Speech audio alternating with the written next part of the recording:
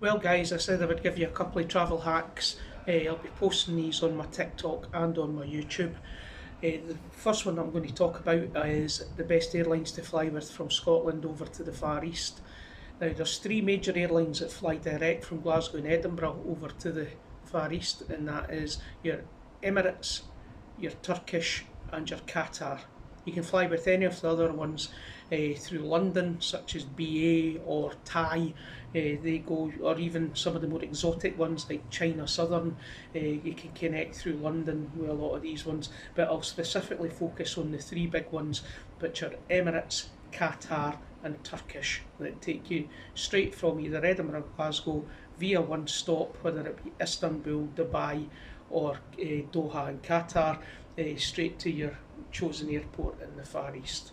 Okay, so the first one, Emirates, fly from Glasgow with an A380, or they fly out of Edinburgh, and the plane sometimes changes from an A350 to one of the 777 Boeings. It just depends. Now, the positives are good airline, Emirates. People like to fly with them.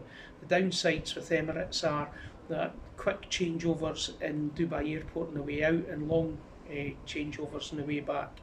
Now, what you find with the changeover going out the way, an hour and a half isn't enough in Dubai Airport. Don't care what anybody says. If you land at section C and you're having to get on your plane to section A, you're running through the airport. It takes you a long time. You go through security, you jump on buses, you jump on trains, all these things. You really need to give yourself 2 hours. Any delay will miss your flight.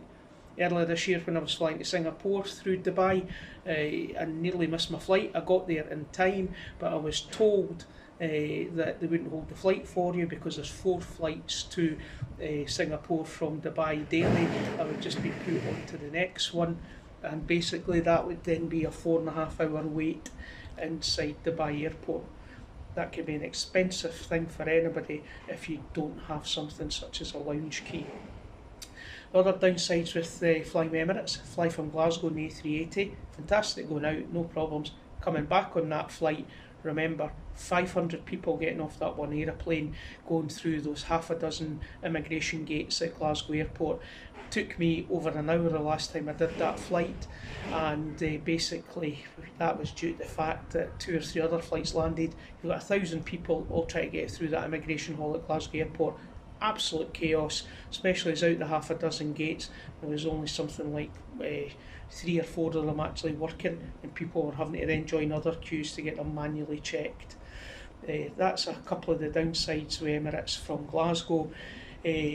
The downsides, I would say, from flying from Edinburgh, there is an upside if you get a late flight, because it's roughly about 10 o'clock at night that the flight takes off, but coming back it's 9:30 in the morning, leaving from most of the Asian airports. So basically that would then give you a very, very early start wherever you're leaving from. And it's an overnight flight out on your first flight, which sometimes is good, sometimes it's bad. That's personal choice with that one. And again, the Edinburgh flight's the same as Glasgow. You've got the very, very quick turnaround in the airport in Dubai. If you're flying with Qatar, the flights tend to be either 11 o'clock in the morning or about 4 o'clock in the afternoon. 2 flights a day from Edinburgh in general, unless they change their schedule, but in general that's it. Both decent enough times. The 4 o'clock in the afternoon flight I think is probably the best to go with, because it gives you quick turnarounds, a couple of hours in the airport at Doha, which is enough. It's not as chaotic as the Dubai airport. They do have 2 terminals now that they've joined with these sort of garden style interiors, but it's definitely a cracking airport to go through at Doha. It's called Hamad International. I would recommend it to anybody. Very, very high recommend going with Qatar Airways.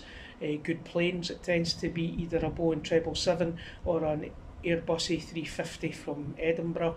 I was actually on an inaugural flight coming back from, I can't actually remember if it was from Bangkok or wherever it was from, with the Airbus A350 in Edinburgh.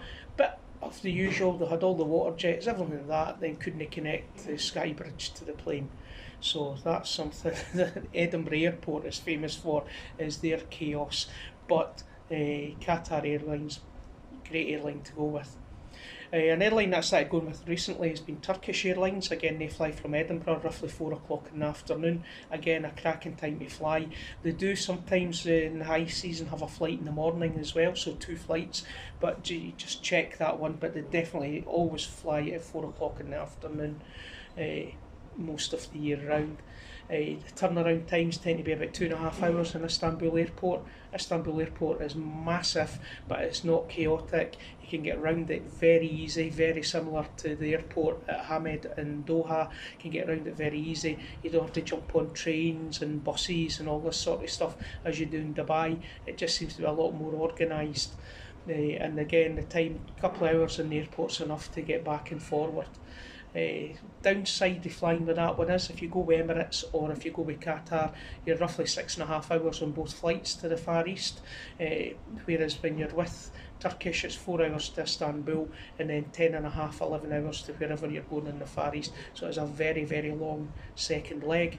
However, what I would say to you is, if you go with Turkish, you join their miles and smiles point system straight away, because generally you can gain enough points from your first flight out, to then use those points to buy extra legroom or premium economy on the way back. So it does have a benefit that way. Price wise, to rate them, Qatar is normally the most expensive out of all of the airlines, followed by Emirates and then followed by Turkish. Those three in order, but I'll do another travel hack. This is just an update to tell you how I prefer to fly and give you a few wee tips at the airports, but I'll do another one of these videos on pricing for you.